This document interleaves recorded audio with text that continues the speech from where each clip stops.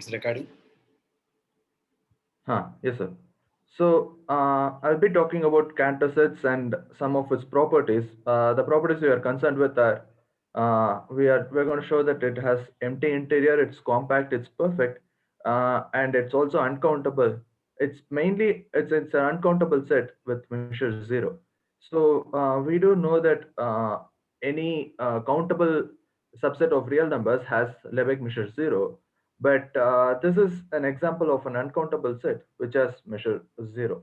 Uh, yes, so we'll define the Cantor set now.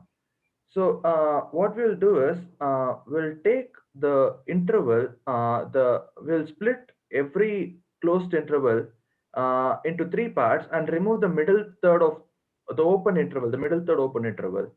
And if we define it as Cn, first we define C naught as the unit of closed interval.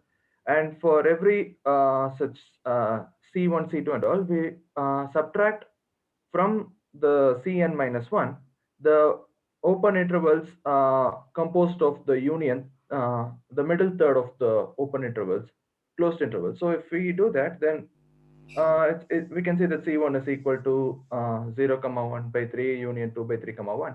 C2 can be written as, four closed intervals, disjoint closed intervals of where the middle third is again split. So we split 0, comma 1 by 3. We split the middle third, or which is middle third is 1 by n, comma 2 by n, the open interval. We split that. We remove that, and then we remove 7 by 8, comma 8 by n from C1, and then we get C2. So we can see that Cn is a subset of Cn minus 1 for every n. And if we let C as the intersection of all such Cn, that C is called the Cantor set. So in a way, not in a way, we can see that Cn actually decreases to C by our definition. Uh, so we shall now show that the Cantor set is compact, has empty interior, perfect, uncountable, and is Lebesgue measure zero. And again, we'll be showing in the meantime also that uh, Cantor set is also non-empty, because sometimes if we take intersection of the infinite intersection, maybe even finite intersection, the intersection may throw up to be an empty set, but it's not the case here. So we'll see that. So yeah, we can see that Cn is a closed set for every n, because we are subtracting from a closed set, we are subtracting the union of open intervals, which is also open, which means that Cn is closed for every n.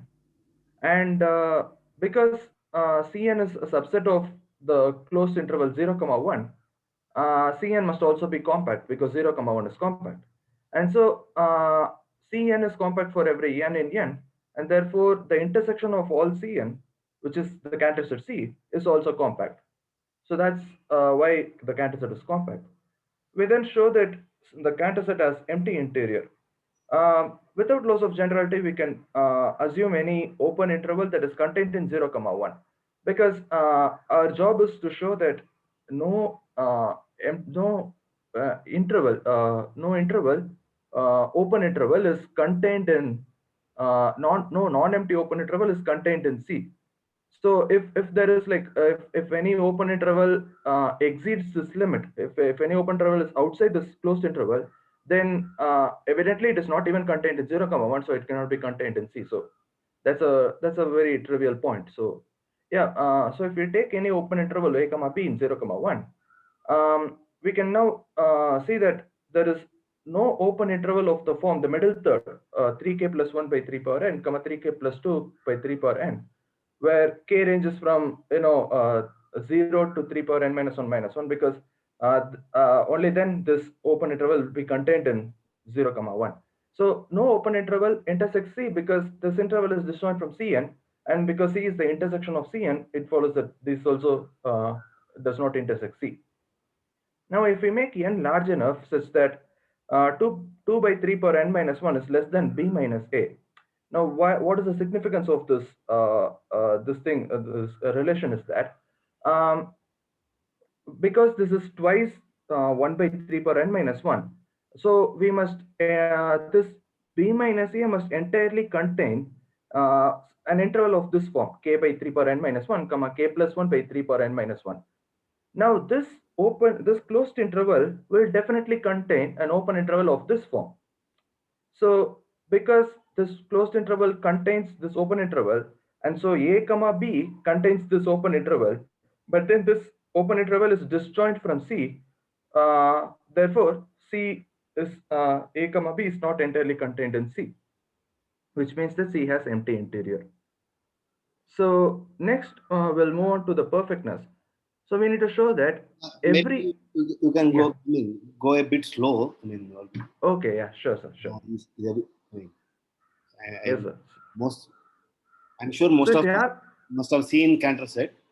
If there is a huh, problem or something, then if they have seen, then there is no point. If they haven't seen, then I don't know whether they. yeah, yes, sir, yes, sir. So if anyone has any doubts, they can stop me at any time, and I'll clarify it. Okay. Uh, so first thing, what we want to show that Cantor set is perfect is to note that the endpoints of the closed interval, right? So the endpoints of the closed interval are all contained in C. And that is because when we subtract, these endpoints are all contained in the closed interval 0 comma 1, and whenever we subtract the open interval, union of the open intervals, none of the open intervals contain those endpoints, which means that they must all be contained in Cn for every n, and therefore it's contained in the intersection also. So the Cantor set contains the endpoints of the closed intervals. And to show that now C is a This perfect is set, non-empty, isn't it? Where yeah, so this also shows that C is non-empty. So the endpoints are all contained in C, and therefore C is non-empty. And only then we can mention that it becomes component when we show that C is countable. So um, there is again a standard result in we can an analysis that states that every non-empty perfect set is uncountable. So, but then we need to do a non-empty. We need to have a non-empty set. So now we can show that C is perfect. And let perfectness. so perfectness. So I have to define perfectness. Yeah, I'll do that. So perfectness means that C must be closed, and every point of C is a limit point of C. So if there is any open interval a comma b containing p, there exists another point. There exists a point q of c that is not equal to p, but it's also contained in that open interval. So no matter what open interval containing p you take, that open interval always intersects c at some other point other than p. That intersects c at some other point other than p. So that is the definition of perfectness. And to show that it's perfect, let P be an element of C and A comma B an open interval containing P.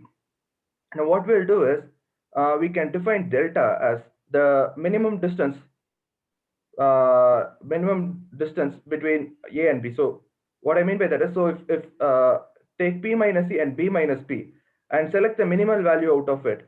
So what this shows is P plus delta, P minus delta comma P plus delta, that open interval is entirely contained in A comma B.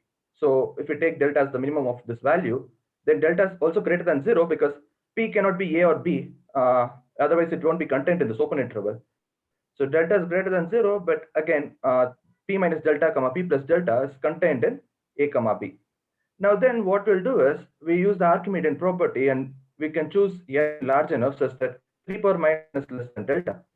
Now, once we choose n large enough, so 3 power minus n is less than delta, what we know is Cn, in the definition of Cantor sets, we had Cn. So Cn is a disjoint union of closed intervals, each of length 3 power minus n, 1 by 3 power n. So because P is in Cn, there exists a closed interval of length 3 power minus n that contains P, and that closed interval is what we are aiming for. So once we have that closed interval has length 3 power minus n, which means that that closed interval must be entirely contained in the this thing in the p minus delta comma p plus delta, and therefore that closed interval must be contained in a comma b. So now Yeah. an endpoint that is not equal to p point of the interval, then we can take q as the other endpoint. If p is not in the endpoint, then we can take q to be either of the endpoints. Then q is not equal to p, and q is contained in c, and q is also contained in the open interval a comma b, which means that no matter what open interval we take that contains p, we can choose a point q such that q is not equal to p, q is contained in the Cantor set, and q is also in a comma b, which means that p must be a limit point of c. And since p is an arbitrary point of c, it shows that c is perfect set now. If anyone has any doubts with this, so please, you can ask at any point, but if you have any doubts, you can always ask. So I'll move on to the next slide now. So next we show that the Cantor set is uncountable. Again, there is a theorem in Rudin which states that if every non-empty perfect set is uncountable, we can also use the bare category theorem. So bare category theorem states that if C is if C is a bare space, then C cannot be a countable union of nowhere dense subsets. So we'll first show that C is a bare space, and that is simple because C is a compact subspace of R. C is also closed in R, therefore C is a bare space, and C cannot be a countable union of nowhere dense subsets. But because C is perfect, the singleton sets of containing just one element, they are nowhere dense in C. The closure of those singleton sets is the singleton sets itself, and because the singleton sets is a limit point, uh, those singleton sets are not open in C. Therefore, the interior of the singleton sets is the null set, which means that the singleton sets are nowhere dense. The interior of the closure is empty, which means that the singleton sets are nowhere dense. But if C were countable, then C would be a countable union of nowhere dense singleton sets. But we do know that C is a space. Therefore, this is impossible. Okay, so if anyone has any doubts with this argument, of course, I'll be happy to solve. I'll be happy to clarify. And finally, we come to the zero measure or zero Lebesgue measure thing. So if we denote lambda as the Lebesgue measure, then lambda of Cn is 2 by 3 power n. So what's the significance of this is that Cn, whenever we find Cn from Cn minus 1, we remove the middle thirds of the interval, middle thirds of every closed interval that's in Cn. So what we have is that every Cn contains 2 power n disjoint closed intervals, each having measure 3 power minus n, because the difference between the difference between those elements closed to interval is 3 power minus n. It's 1 by 3 power n, which means that because they're disjoint and closed interval of measure 3 power minus n, and because Cn also decreases to C, we can see by the property of measures that lambda of C is limit n tends to infinity lambda of C power n, Cn, sorry, which is equal to limit n tends to infinity 2 by 3 power n, which is equal to 0 because 2 by 3 is less than 1 and also greater than 0. Anyway, so C is of measure 0. And so what we have here is the Cantor set is an uncountable perfect set which has empty interior and is also of zero measure, Lebesgue measure. And that's my presentation for today. So if anyone has any doubts at any point, you can just ask now and I'll be happy to clarify. Hello. Yeah. So, so how do we prove that it is like Lebesgue measurable in the first place? It is Lebesgue measurable because it is a closed It's a closed set. C is closed. String closed. Lebesgue measure. I'm not hearing. Okay, okay, thank you. Am I audible? Yes, Yeah, you are. maybe I thought the problem is with my internet connection. I was not hearing anything, but Oh, okay. sorry. Yeah, it's Borel because it's closed. That's all. Yeah. Yeah, it's Borel because, and yeah. Anyone else have any doubts? Okay. Then I just had a remark. Yeah. So, like, I mean, when you show that the Cantor set is compact, in general, I mean, much more is true in the sense that if you have any compact metric space, then the Cantor set surjects onto it. I mean, sure, it's sure. just a That's another theorem. Yeah, we will prove that in the class. Okay. Yeah. Yeah. Thank you. Yeah. Yeah. So You can remove the file. Yeah. yeah. Okay. So I'll stop sharing. Stop sharing. Yes. Sir, I want to present next week. Next to next. Okay. Who is that? Rishi Raj. No, I'm Arko Parmakar. What do you want to present? Anything that you said? Yeah, we haven't said anything. So yeah, we'll think about it. Yeah. Anything, I sir, have not about anything. So anything that you suggest that I am fine with that day. okay, fine. Who is that? I am Arko Parmakar. ARK, KRMA, KR. Okay. Yeah, sure. Sir, this is Rishi Raj. And sir, about the module about this graduate analysis course. Say it again. Huh? Moodle page. Yeah, I haven't looked at it. I will think about it. Yeah, I will do it. I mean, soon. Okay. Yeah. Thanks for reminding.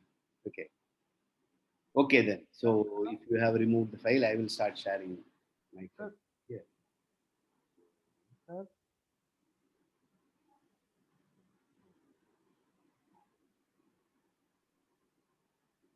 Sir, Yeah. sir, like I said that I will present that the Borel as a Yeah. sigma algebra is Yeah.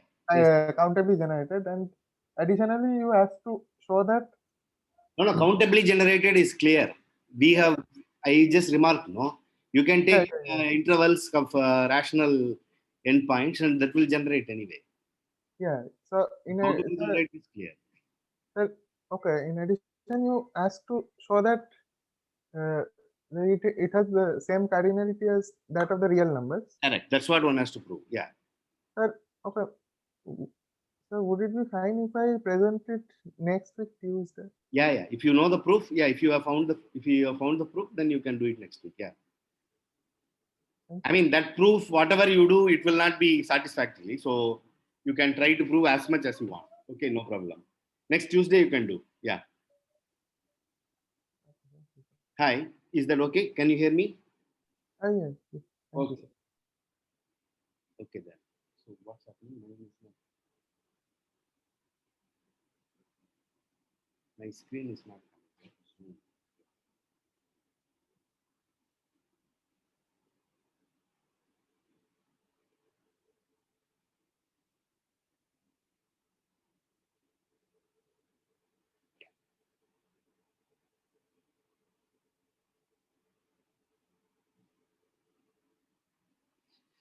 Okay.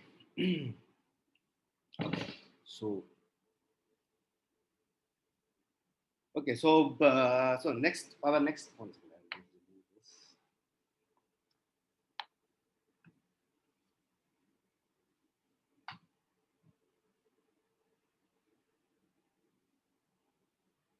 So our next step.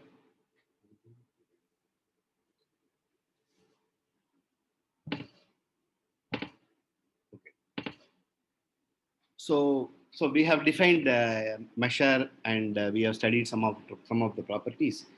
So the next thing we want to do is to do integration. Okay. So to do integration, we have to we have to deal with the right family of functions, so which are called measurable functions. And among measurable functions, not all of them will be integrable. So we have to define what is called an integrable function. And so that's the idea. So before that, let us see what does it mean by what do we do in Lebesgue integration. So what do we do? Sorry, what do we do in Riemann integration? In Riemann integration, what we do is the following.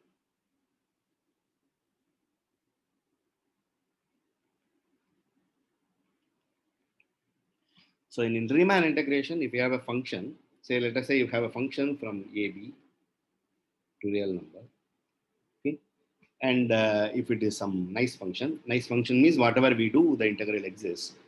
So the point is so how do we define the integral? The integral is we will first partition this AB.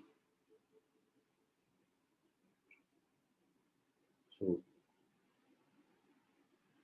we first partition this integral this interval AB by some A1 equal to A and something less than A2 something, and then go on like this, and AN equal to B. Okay. So I mean you must be knowing what is Riemann integral. So I don't have to. I don't want to go through the upper sum and lower sum. You know, you define the maximum, minimum in maximum of the function in each of this interval, the partitioned interval, and then you take the summation of the length of the interval times the minimum of the function and maximum of the function. You call the minimum, the sum with the minimum, you call that as the lower sum, and sum with the maximum, you call that as the upper sum. Then if both of them converges, then you call that the Riemann integral. So there is something like summation Fi, let me call Fi, and then you have Bi minus Ai, I equal to 1. Okay. That's, I mean, where Fi is some, I mean, if you suppose, suppose F is Riemann integrable, suppose F is Riemann integrable,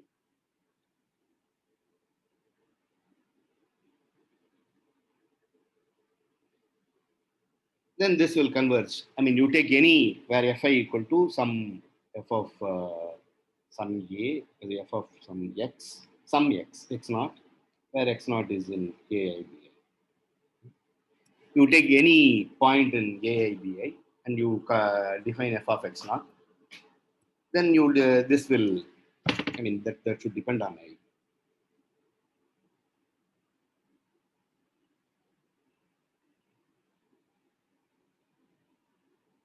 Where Fi equal to F of Xi for some. You can take any Xi in AIBI. Then this sum will converge to integral A to B, F of X dx. Okay. So this is what Riemann integral you know. So what you are doing is you are partitioning the domain AB. Domain is where the function is defined. You partitioning it. Then you are taking some arbitrary value, and then you are maybe possibly the minimum value. Minimum, I mean, the minimum value of X attained somewhere, or the maximum value attained somewhere. That's what you are doing, and then you are taking this sum, and the sum should converge to the integral. So this is you are partitioning the domain. Instead, suppose if you partition the range, okay, so that's the idea for Lebesgue integration or the general integration with respect to measure. What in Lebesgue integration,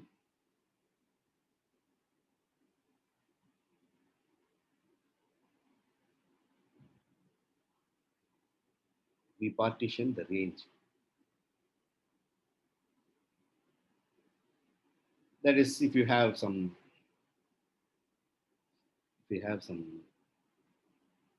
epistome, somewhere from epistome, some X, I mean, not X is contained in. I mean, you can be integrated over any set. Maybe you let us take real line itself. R to R. Okay. Then this partition F of R, the range, partition the range. Like some, you take a partition, some, I mean, like interval. I mean, you can partition by interval. That is equal to some F of R. Okay. Then you take some value there, and then you take the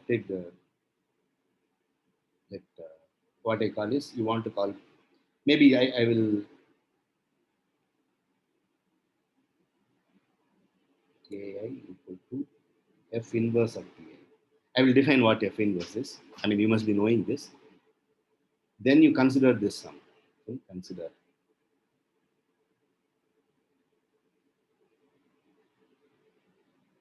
summation, some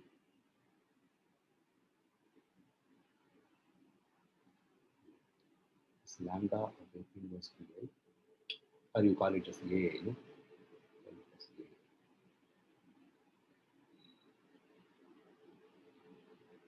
AI. And some Fi, where Fi is some value, I mean, Fi is in that Pi. Okay? I mean, you choose a Fi in Pi, then consider the summation Fi lambda of AI. Okay? Instead, you are partitioning the domain, you are partitioning the range, and you take the inverse image of that range, inverse image of that partition, and take the Lebesgue measure of that, that is this lambda of AI. Then you consider this sum.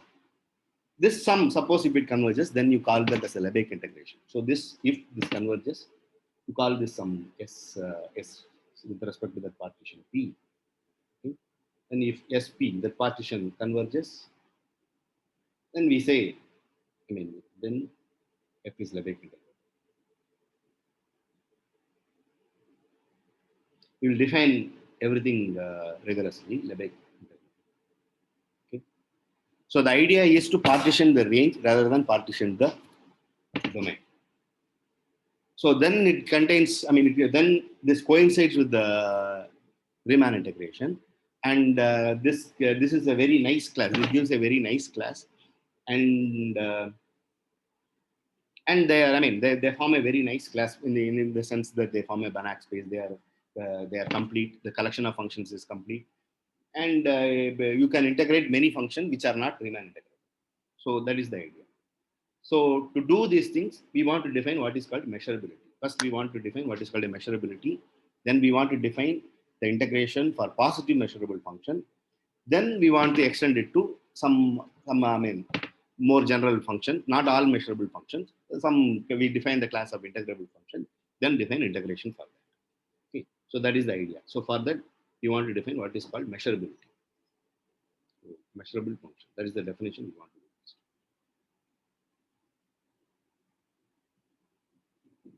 Okay.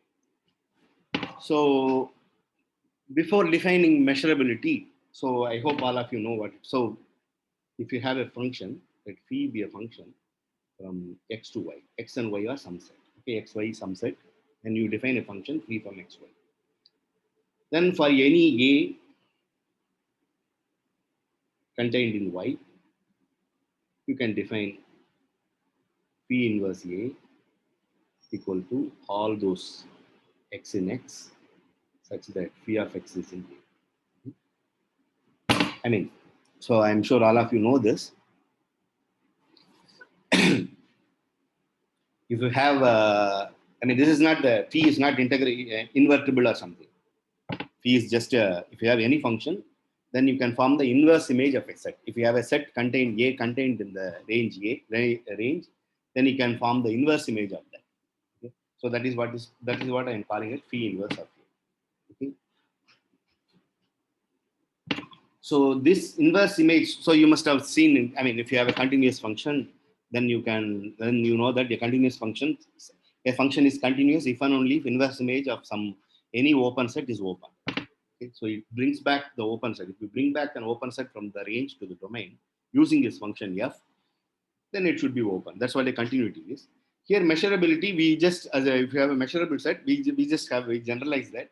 We have a measurable set in the range. If you bring back that, if you bring back that using that function, if you bring back that pre-image of that function, pre-image of that set A in the domain, then if that is measurable, then we call that function as measurable. So before that, let us see some properties of this map phi inverse. Okay. Then observe. This is possibly an exercise. I mean, this is an exercise. If you don't know it, you should do it, at least verify it once in your life. You need not do it. I mean, you should convince if you haven't done it before. So if we have a function free from x to y, okay, then phi inverse of some a complement equal to phi inverse of a complement. Okay. Then 2 phi inverse of a intersection b equal to phi inverse of a intersection phi. I mean, All these things are preserved. You can take the integration out.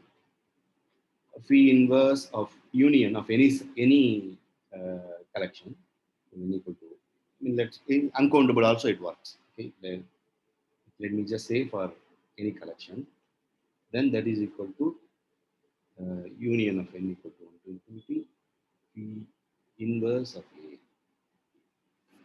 A. I mean, this is not true for the range. For example, I mean, so I will come to that. See, for example,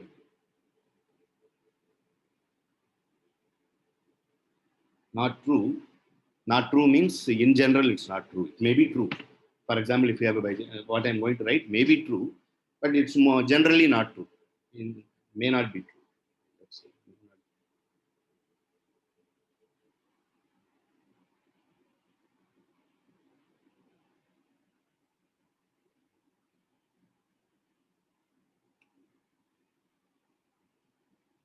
General phi of A complement may not be. I mean, in general, it may not be.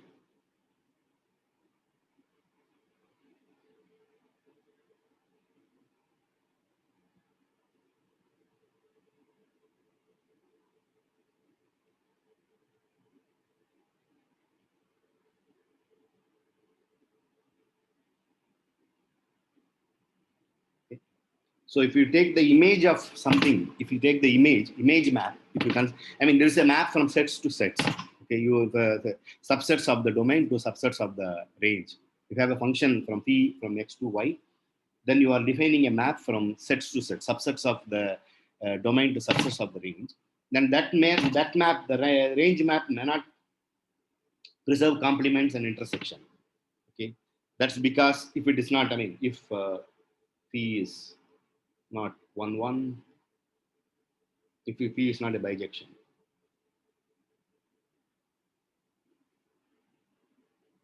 if p is not a bijection, then this is not true. This will not be true. If it is a bijection, this will also be true.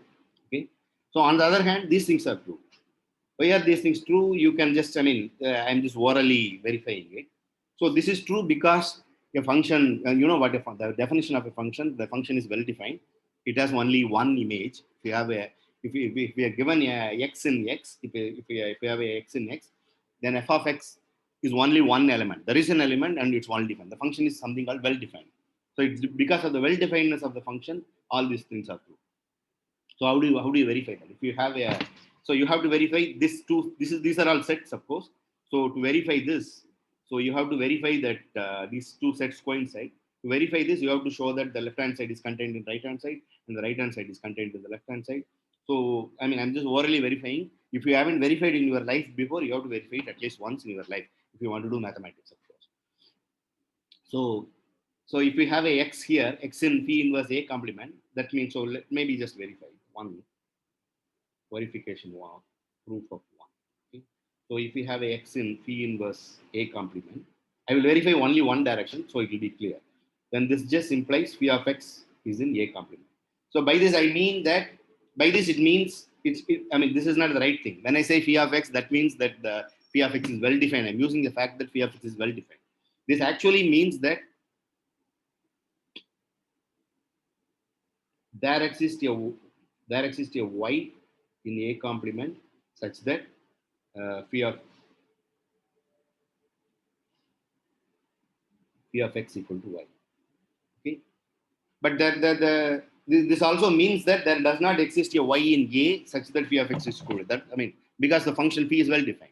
Okay, so this will imply phi of x is in A complement and it's not anywhere else. Okay, I mean, there does not exist another image for that. It's only one image because it's a function.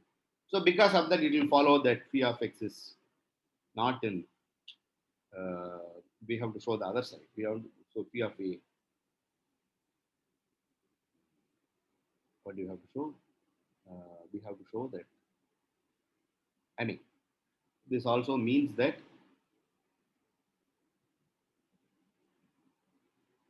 x is not in phi of A complex, right? X is not in phi inverse A complex, right? I mean, there will not, phi of x will not be in A. Okay. The phi of x is in A complement, phi of x is not in A. So that means phi of x is not in there. But if you just think about it, we are using the fact that phi is a function. It's an image is, there is an image and it's only one image. It's well defined. So we are using the well definedness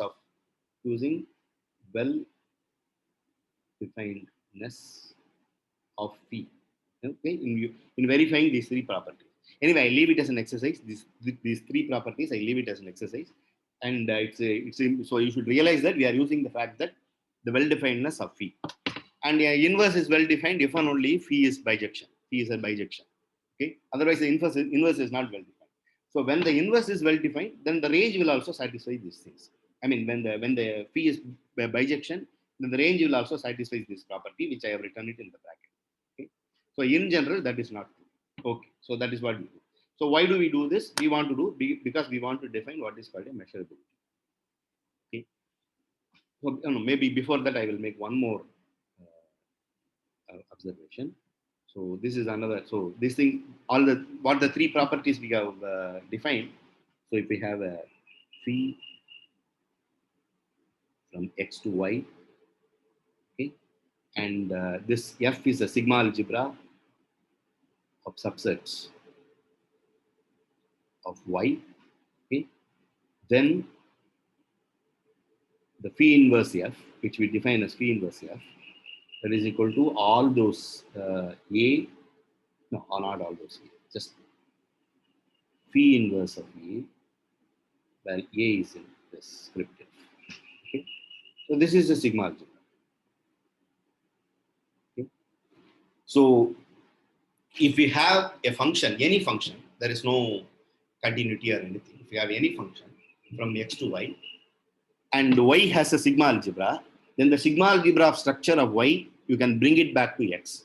Okay, by taking the inverse image, by taking all the inverse image, then you get a sigma algebra. But you cannot take the image and form a sigma algebra. That may not form a sigma algebra. For that, you need bijection. So last time we identified an interval, half closed, one side open, one side closed interval with the circle. So by using a bijection, we can do that. If it's a bijection, we can do it. Otherwise, we cannot do it.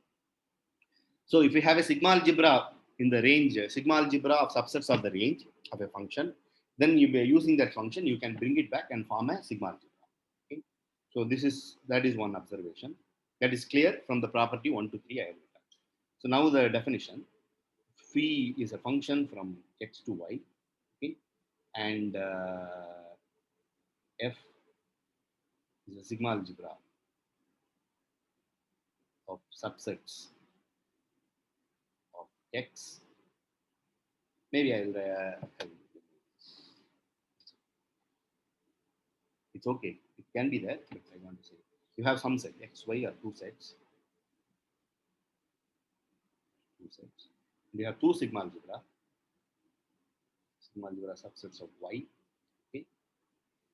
Then we define a function. Function is from x to y only. Okay. Phi is a function from x to y, but you can consider that as a function from, x with respect to this f to y with respect to that g, okay, is measurable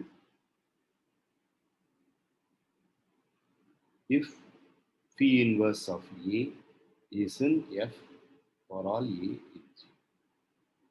Okay. So inverse image of any measurable set is measurable. That's what a measurable function is. Okay. Okay. So that's the definition of a measurable function. And let us see some. I will again give a lot of exercise. Okay. So what are the exercise? Okay. So if you have, so first thing is if you have any continuous function, or this just says that, or in other words, phi inverse of g is contained in here. Okay, that's what this says. Phi inverse of g, which we have defined, and that is contained in that. That's what it says. Okay. So first thing is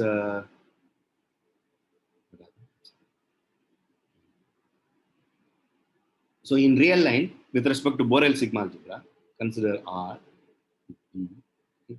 Phi is from X to R. R with B. We write this because we write like this because we want to we want to specify which sigma algebra we are containing. But usually for real line, we will consider only Borel sigma algebra. Okay. Then this is, of course, this is measurable.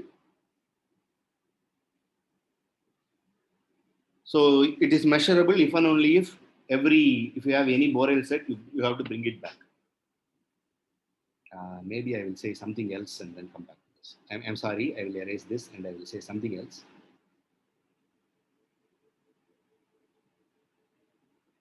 So, exercise. So you have two sets, X, Y, and see, when we have a set, usually a measure space is something like this. Usually we say a measure space is we have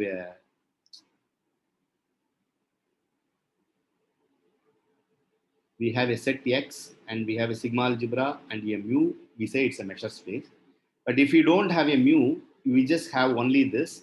Then we call it we have a set and a sigma algebra. Then we call it as a measurable space. Okay. So suppose if we have two measurable spaces,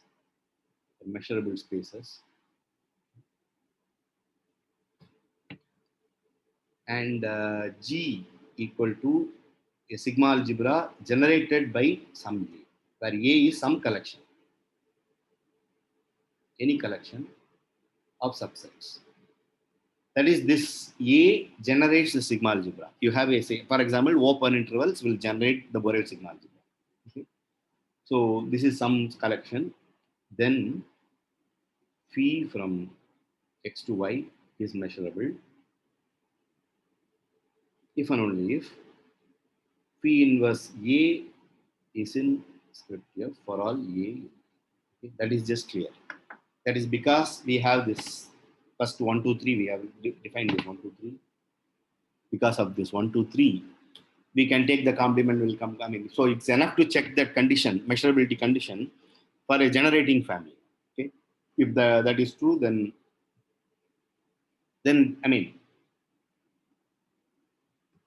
all we have to just then for any element here, that's also true. Okay? Or if you want to, so you want to say that all those sets for which this is satisfied forms a sigma algebra. You just verify that, then the cube is satisfied for all of them. This is an exercise. Okay? You want to verify that it is enough to verify this property. That's the inverse image of measurable set is a measurable. It's enough to verify this property for all those sets containing in a generating set. Okay, then it's true for all the sets in the sigma algebra. You want to verify that, then you use the same trick which we have used several times. That you consider the collection of all sets A. Consider all sets A in G, such that phi inverse A is in F. You consider this collection, then you can prove that this is a sigma algebra, and this is a sigma algebra which contains that A. Okay, then A is contained that sigma algebra. Then prove that this is a sigma algebra. Then this will imply that this set is indeed equal to sigma of A, which is equal to G. Okay? So every set satisfies that. Okay? So it's enough to verify for a generating set. So this whatever we have done now, that implies that if map free from X to R with Borel sigma algebra R is measurable if any one of the properties satisfied. If any one of the properties satisfied, one of the following property is satisfied. Like 1, phi inverse of AB. So X with respect to some sigma algebra. X with respect to some F. Okay. Phi inverse of AB is in F for all interval AB. So that forms a generating set. Or it is enough that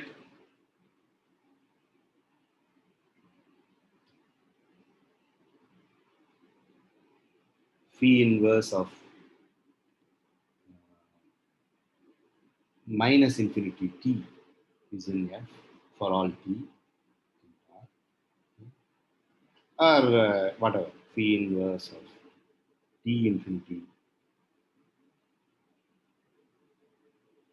is in script F for all t r, any interval or anything, any closed interval or open interval or whatever. We can do all that and it should be satisfied. Okay. Okay. So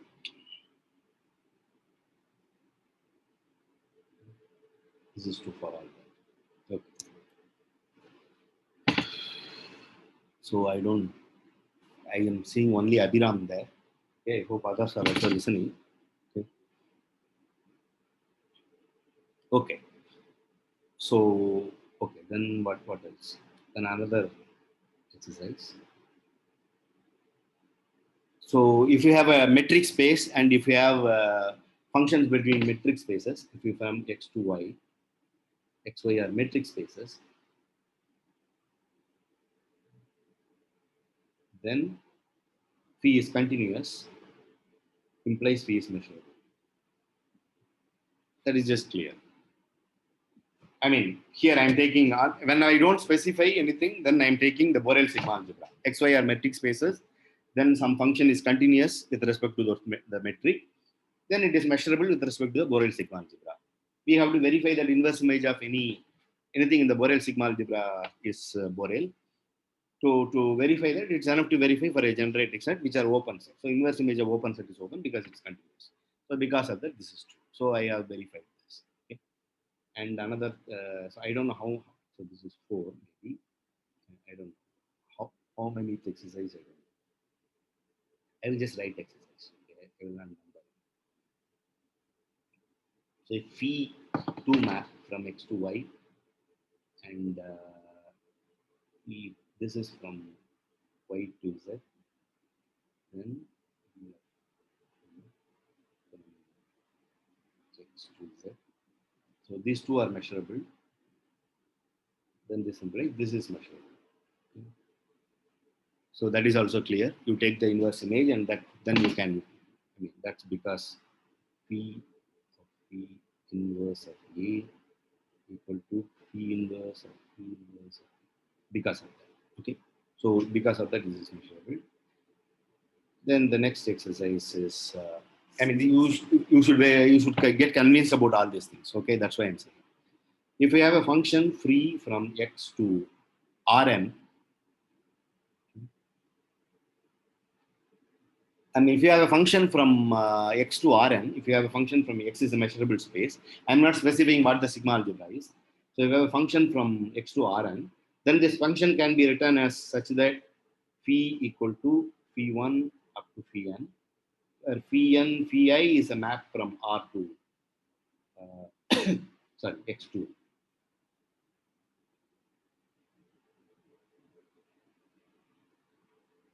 R. Okay, that's how it will look like. Okay, any map. If you have a map from phi from x to Rn, then this is how it will look like. Then phi is measurable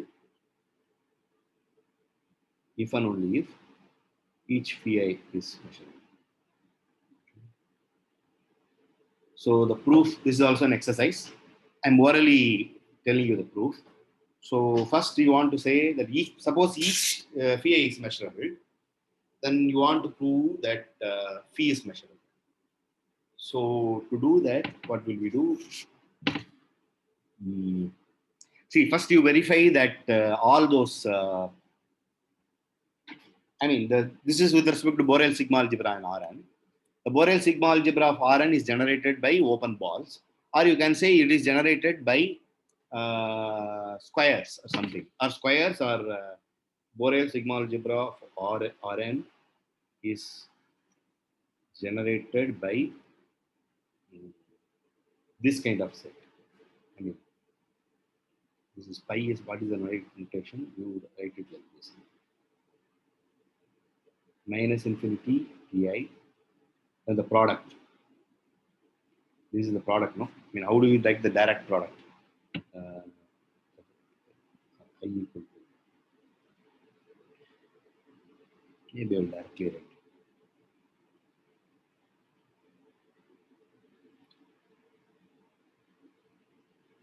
minus infinity T1 cross minus infinity T2 cross minus infinity Tn. This is a set in R. Okay. So verify that the Borel sigma algebra is generated by these kind of sets. Okay. Because from this you can get any cross product of direct product of direct product of the intervals, okay, by taking proper intersection, and those things generate any open set, and from open sets you generate the whole. Okay, this is generated by that. So then it's enough to show that. So it's enough to prove phi inverse of this I equal to 1 to n minus infinity Ti is measurable. But then this is equal to intersection of I equal to 1 to n phi. I mean, this is inside the any of those things phi of minus infinity. So if we assume each phi is measurable, then these are measurable set. So the intersection of these things are measurable. So phi is measurable. So if each phi is measurable, then phi is measurable. On the other hand, if phi is measurable, then this is just a coordinate projection. All this phi is, when you compose with the coordinate projection, you get all this phi. And we have already verified, or I have already given an exercise where the composition of two measurable functions is measurable, and each coordinate projections are continuous. Okay, that you must be knowing. So the projections are continuous. So if we continuous functions are measurable, so because of that, if phi is measurable, each phi is measurable. Okay, so this is true. So once we prove this, then we get the following corollaries. If phi, xi are measurable, then phi plus xi, phi times xi product. I mean, it's all real valued function. Okay, real value measurable function. It's a real value. By real I mean real value. It takes values in real line. Phi xi is measurable, and the product you can divide also, but let's come to that. So phi xi and maximum. You have maximum of two functions.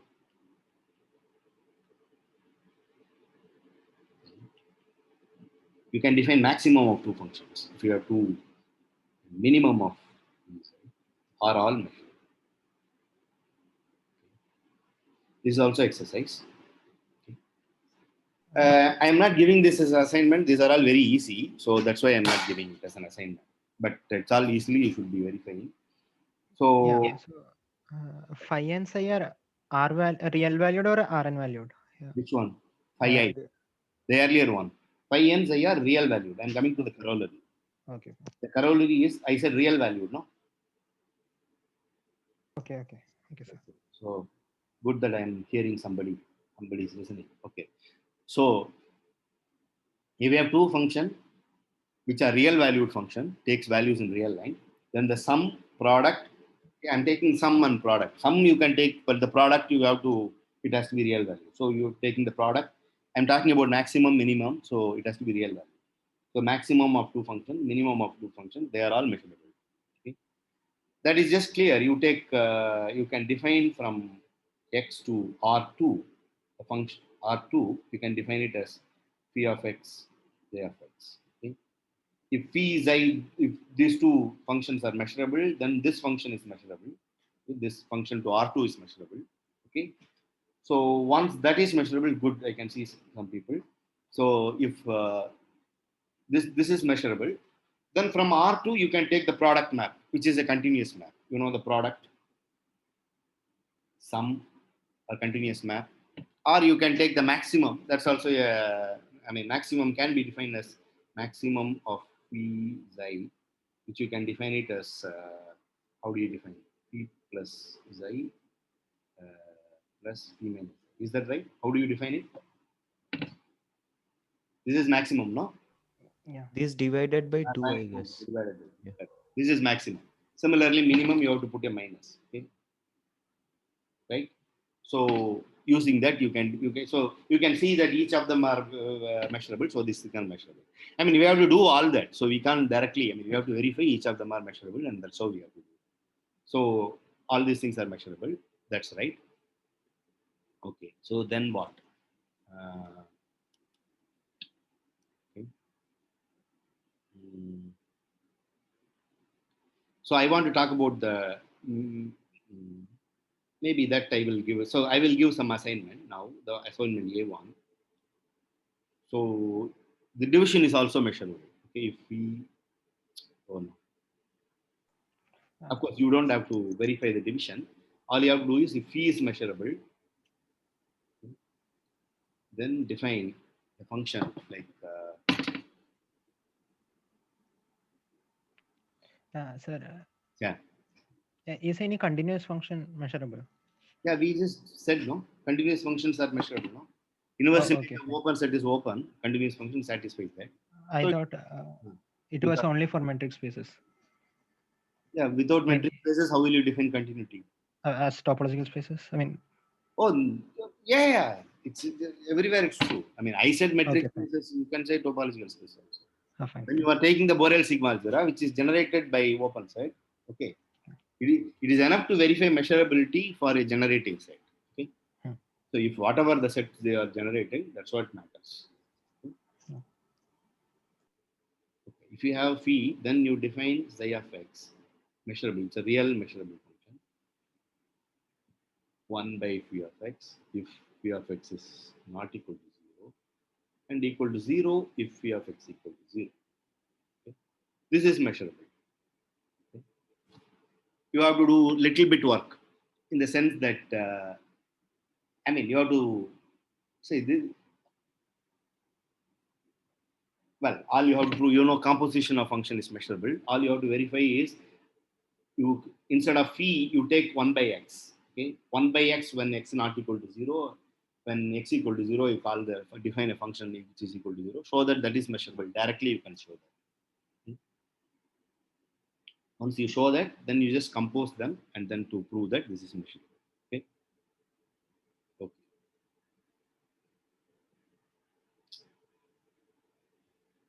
Okay.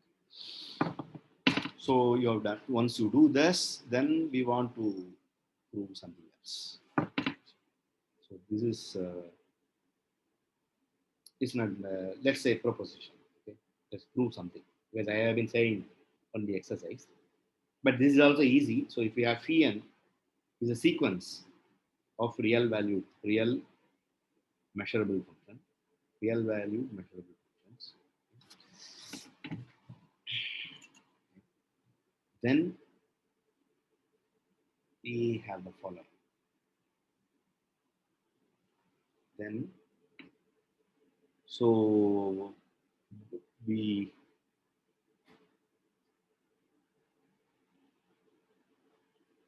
then okay, I don't think it's needed. Bounded is not needed already. So then one supremum of phi n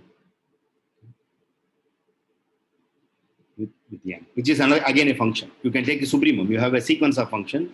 You take the supremum. That's again a function. Okay, the function may become infinity. So phi n, okay, let's assume it's phi n. Otherwise, see, I have to mention that in measure theory, we will not just deal with real valued function. We will deal with what is called an extended real valued function. I will come to this after this. So it may become infinity. So for the time being, let's assume that measurable function, which is phi n x is smaller than or equal to n, it's bounded, okay, so that it will not become infinity.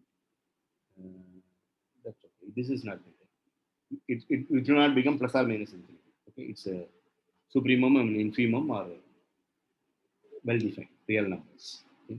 Supremum of Sir. yeah. Sir, in point one, you have written supremum n belongs to R. It's n belongs to n. Yeah, sure. Again, I have written like that. Okay. I don't know. I'm thinking n, but I'm writing R. I don't know. There's some mind-hand coordination is not functioning well.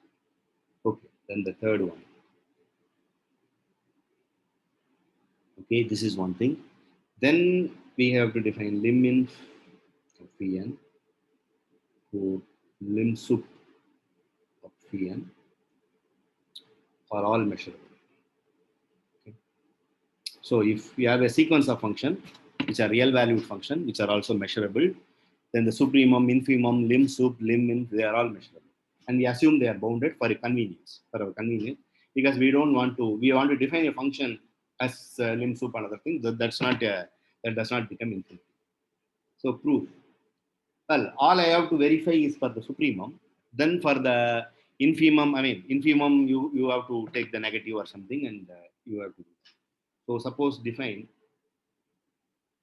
p of x equal to supremum of p and x. Okay. Then you want to talk about phi inverse of minus infinity t. It's enough to prove. We have already noticed that it's enough to verify phi is measurable for phi is measurable for this kind of set. Enough to verify measurability for this kind of sets. Okay. So suppose we take what's the time now? 547. Phi inverse of minus infinity t, which is so that means that is equal to phi of x is in minus infinity t. Okay. But then this is equal to supremum of phi and x is in minus infinity t. But that is equal to, that should be true for, this is if and only if intersection of n equal to 1 to infinity, phi n inverse of minus infinity. Right? If supremum is less than or equal to t, if and only if, maybe you can take, I don't know, that matters. You can take closed interval if you wish. That will also work. Okay, you can take the closed interval or open interval. That doesn't matter. If you have a problem, then you can take the closed interval. Okay, then it will work perfectly. Okay. So, but these are all, each phi n is measurable. So these are all measurable. So phi is measurable. Okay, so the proof is clear. Since it is true for infimum, it's true for supremum. Sorry, since this is true for supremum, it's true for infimum. And so then lim inf is just infimum. You take infimum times infimum and supremum, and supremum and infimum. That's what lim inf and lim sups are. Lim sup is infimum supremum. Lim inf is supremum infimum over some function. You define the functions like that. So, sir. Yeah. So like here in the, shouldn't it? Here we're taking supremum, right? So Yeah. being in this intersection would mean that each of them are in this range, which isn't necessary. What do you mean by that? Supremum of something is less than or equal to t. Yeah. If and only if phi n, each of them is less than or equal to t. Right? Okay. So that's why I taken minus infinity t. For infimum, maybe you have to take t infinity, or you can take the negative and work with the supremum, whatever you want to do. Okay? Right? Yeah. So this is okay. Okay. So we have done all that. Okay. So what else then we want to do? So then we have done this. So then another thing. Then another proposition. Phi from x to phi is a 2 function from x to r measurable. Then the set x such that phi of x equal to phi of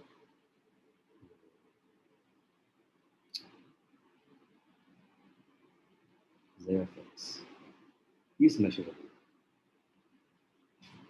That is just clear, but that is just equal to, you just define a new function in R2,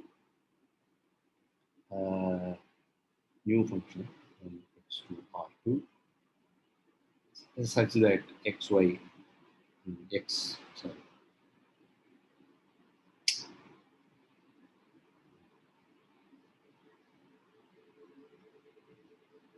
x going to phi of x. Okay. Then this is nothing but phi inverse of the diagonal. Okay. What is diagonal? The set all those set xy in R2 or xx.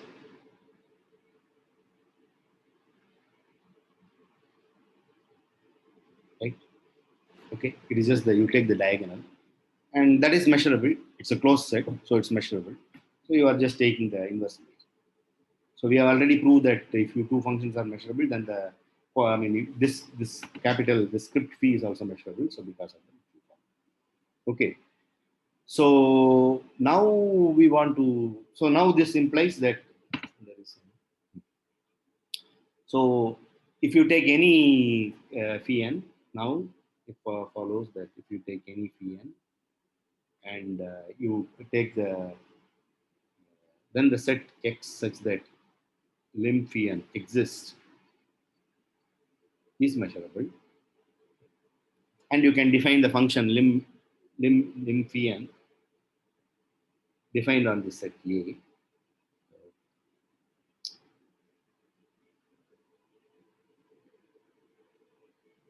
On the set A defined on A is measurable. Okay. Okay. So we verified too many things. Okay. So okay. Now we want to define an important class of function.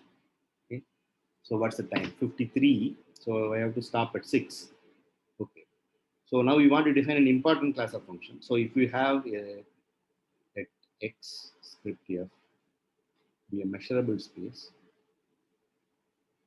that is, it just X is a set and F is a sigma algebra. Okay. Sir. Yeah. Sir, I just have a small doubt. When we talk about the sets that, can you just go a bit higher? Say it again. I Can didn't. you just go a bit higher? Higher? In the screen, I'm not able to see. What is happening? Just one line, Oh, one line above. You want to go above. Okay. I thought you want me to adjust something. Where do you want to go? So in this, in the recent proposition, so we are talking about the set of all x such that phi x equal to psi of x, right? Right. Yeah. So the proposition is that this set is a measurable set, right? Correct. Yeah. Yeah.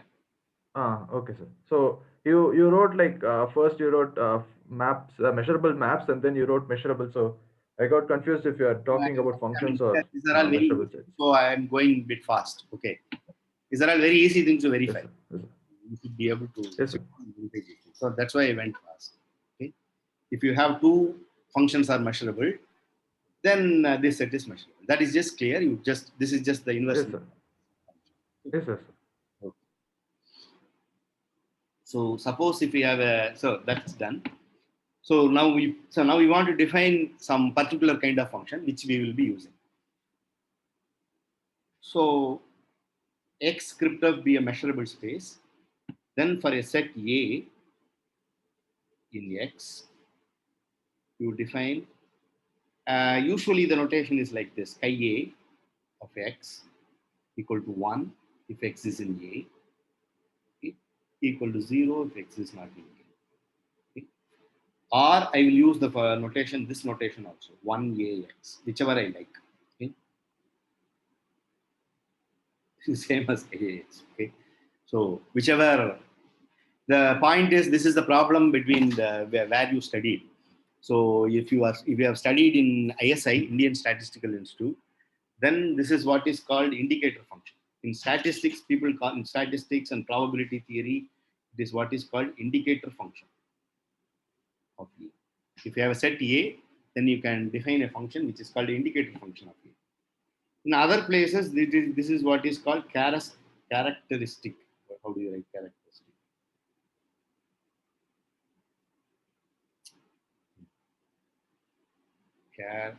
What's the spelling? Characteristic, whatever. I think spelling is not correct, whatever, doesn't matter. It's a characteristic function of A. Okay. Okay. So you either call it characteristic function or indicator function, but I studied in both ISI and other places, so whatever I get to my mind, I will tell you. Okay, it's either called characteristic function or indicator function. So both this notation will be used. If we have a set A, then the function takes the value 1 in A, and in the A complement, it takes the value 0. Okay. So this is what is called an indicator function or characteristic function. Okay. Then there is another function. A function is called a step function. A function f from x to y.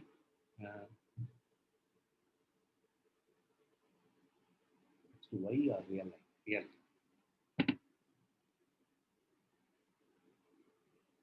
is a step function. You must have seen this. If the range of f of x is finite. So f of x is finite means f of x will look like some y1 to yn. Okay? Then let ai equal to f inverse of the singleton yi. Okay? If then f can be written as f of that yi indicate the function. You can write the step function like this. Okay? This is clear now. The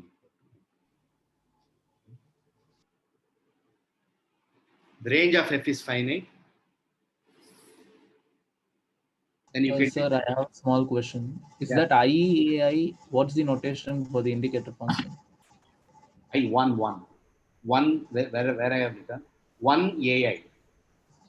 That is chi is a Okay. That's fine. chi a. That is one thing or one a. Okay. I will mostly write one a. Okay, but the symbol chi a is also used in books and other things because I am more used to one a, writing one a. But I may write chi a also if I am conscious enough. I will write chi a. But that's what is used in mathematics. But one day also it's used. Okay, I will mostly. I mean that's what I'm used to one a. Okay, because in probability theory, statistics theory, that is what is used. Okay. As I told you, I may use any one of this. Both are same. Okay, so if any step function can be written like this. Okay, so then we want to prove a theorem, a proposition, but I will not have time for that. It will take at least 10-15 minutes. So the theorem is any measurable function, real valued measurable function, can be written as a limit, pointwise limit of the step functions. Okay, so once we do this using the step. So, like, don't you need the inverse images of the singletons to be measurable? Yes, sure. But that's okay. So you are taking the Borel sigma algebra. we have a measurable function. Okay, you have a measurable function. I mean, if you are otherwise it's not measurable. Okay. Yeah. You assume that a function is measurable, then this will all singletons are measurable, so they are measurable. Okay. And depends on. I mean, I'm just defining step function. If the f of x is finite, then we can write it like that. If the step function, I mean, by definition, the step function is measurable, then all these AIs are measurable, right? That's all.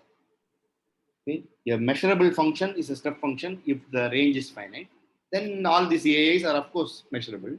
Okay. They are in whatever, the script of whatever. Okay. So, using this step function, we want to approximate any measurable function by the step function. Then we want to define an integration of step function. Okay. Then using that integration of step function, we want to define as a limit the integral of any measurable function, any positive measurable function. Then for some nice family of integral functions, we want to define the integration. Okay. So we will, since it's 6 o'clock, we will do it in the next class. Okay. If you have any doubt, you can ask. Otherwise, we'll meet next class. Okay. Okay. Okay. Thank you. Bye. No, sir. Thank you, sir.